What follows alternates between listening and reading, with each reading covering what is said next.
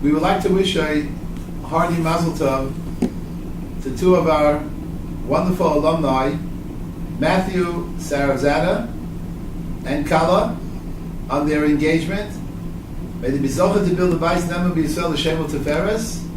Also, we'd like to wish a hearty mazel tov to Josh Abramson and his Kala. Again, may they be zocheh to build a bais nema b'Yisrael l'shem u'teferes. May we merit only having many, many more simchas among the Torah Shraga alumni and Bichlal amongst Klal Yisrael. The Torah in the beginning of Bamidbar tells us of a census that took place when Hashem Yisbarach tells Moshe Rabbeinu, "Su'u es Rosh kol adas b'nei Yisrael l'mishpachosam v'beis avosam b'mispar shemos kol zocha l'gulgulosam."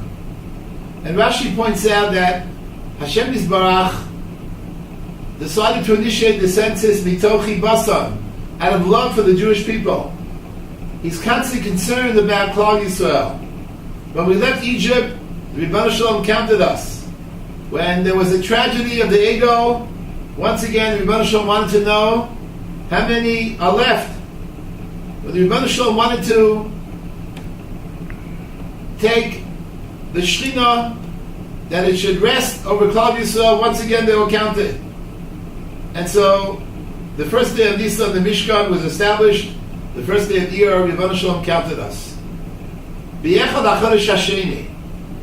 What, however, is striking is that this count, this census, begins at the age of 20.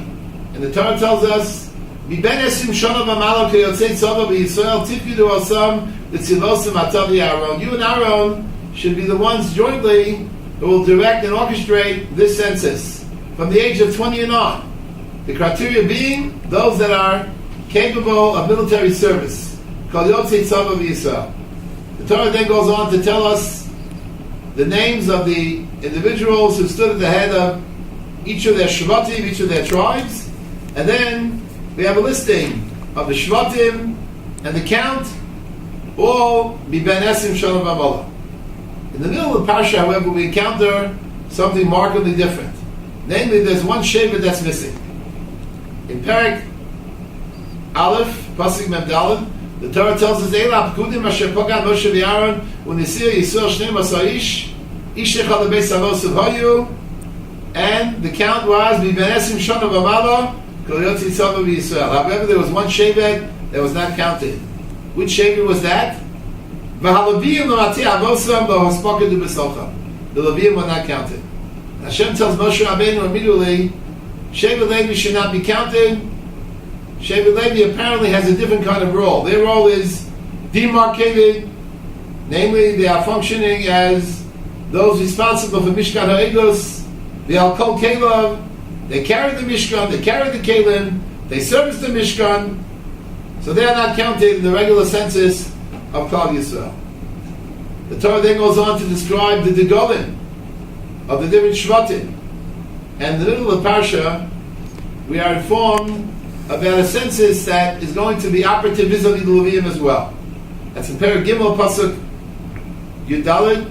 Hashem tells Moshe Rabbeinu, "Pegodas b'nei Levi, leveis avosam l'mishpachosam kol zochar, miben chodesh v'malo tifkedein." They are counted from 1 month up. The obvious question that automatically comes to the fore: why is there a distinction between Klal Yisrael that are counted miben esim shana v'mala from the age of 20, and Shevet Levi that's counted from a month up? And the answer is embedded in the function of Shevet Levi, as opposed to the function of Klal Yisrael. There are two separate functions the Torah is delineating. One is what Rabban Soloveitchik Zatzal called kibush, the function of conquest. And that's why every Jew is counted from Miben Esim Shana V'mala. The Torah defines their role, Kol Yotzi Tzava B'Yisrael. At the age of 20, one has the physical capacity and capability of becoming part of the military, and thereby that's the criteria for the census regarding Klal Yisrael. Shevet Levi has a totally different role. Their role, as the Torah describes it over here, they are essentially functionaries of the Mishkan, and as we know in general, the Torah has a totally different role of Shevi Levi than that of the rest of Klal Yisrael. And that role actually can be seen in Parshas Bezos HaBracha, where the Torah describes in the bracha that was given by Moshe Rabbeinu to Klal Yisrael. So the Torah tells us regarding Levi, their function is of a markedly different nature. Yoru mishpatecha leYaakov v'soroscha leYisrael. They are, in effect, involved in chinuch. They are teaching. They are members of the Sanhedrin, and secondarily, they also have functions vis-a-vis the Beis Hamikdash. Yasimu Torah v'yapecha v'chol mizbechecha.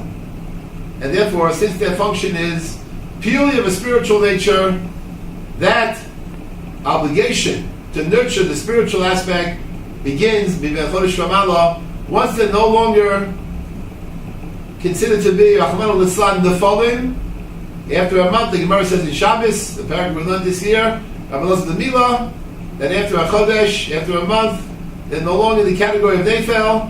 Now they are viable. At that moment, at that point, at that juncture, we begin to count them. So one sees here two different functions. When the language of Avar and Soloveitchik Zatzal, the language of the Rambam, there's a function of Kibush and a function of Chizuk. The Rambam is a very famous position where he distinguishes between the rest of Eretz Yisrael, where we assume the initial Kedusha, the Kedusha Rishona, Kiksha L'Shaita, but lo Kiksha L'Sadava. That Kiddush was rendered null and void by the conquest of the Nebuchadnezzar. However, the Shitas of Rambam is that the Kedusha Rishalayim, even after the Kedusha Rishona, is a Kedusha that remains. Why? Because that Kedusha is based not on Kibush, but based on Chazaka, or based on the idea that the Kedusha that is embedded on the spot in the Makom HaMikdash remains Lanetzach forever, as the Mishnah writes in Megillah regarding Beis HaKnesses, when the Torah speaks about the idea of the Beis HaMikdash being rendered charev and desolate, even though it's Shamein, the Kedusha remains. The Kedusha resides in that spot. So that Kiddush is based on Chazaka, and that Chazaka is not Batel. So we have two different functions. Klal Yisrael is involved in the function of Kibush. That's from the age of 20. The Leviim are involved in a more spiritual kind of function, teaching Torah, guarding the Mishkan, and therefore their age of count begins Chodesh Ramallah at a very young age. From here we see that if we want to be mechanech children, we have to do so at a very early age. We cannot wait till a child is 6 or 7 or 8 or 9. Mechanech has to begin from the earliest moment the child is no longer a nefel. You have to begin the process of chinuch. Chazal speak about individuals that their mothers brought them to Beis Medrash, Abishur and Hananya, Ashrei Yoladato, to hear the Kol HaTorah, even when the child was still in his mother's womb. That's a form of chinuch. To expose the child to the world of Torah values, to the world of Shmiras HaMitzvos, to the world of Chesed at a very young age. And then it becomes part and parcel of their very warp and woof, where they absorb it asthmatically. That's the kind of chinuch that we have to not only be mechanech ourselves, but mechanech of Yetz Hashem, our children, and the children of all of Klal Yisrael, in order that we should be zocheh to become akin to the Shevi Levi, whereas the Rambam writes at the end of Shmita B'Yom, Parak Gimel, Halacha Gimel, they are considered to be the nachal and chelek of Hashem Yisbarach. Halavai, we should be zocheh to take the message of chinuch and instill it from the earliest stage that we possibly can, in order to raise our children to become B'nai Levi in every sense of the word, and they should continue to go, and an aliyah mechayil achayil from strength to strength.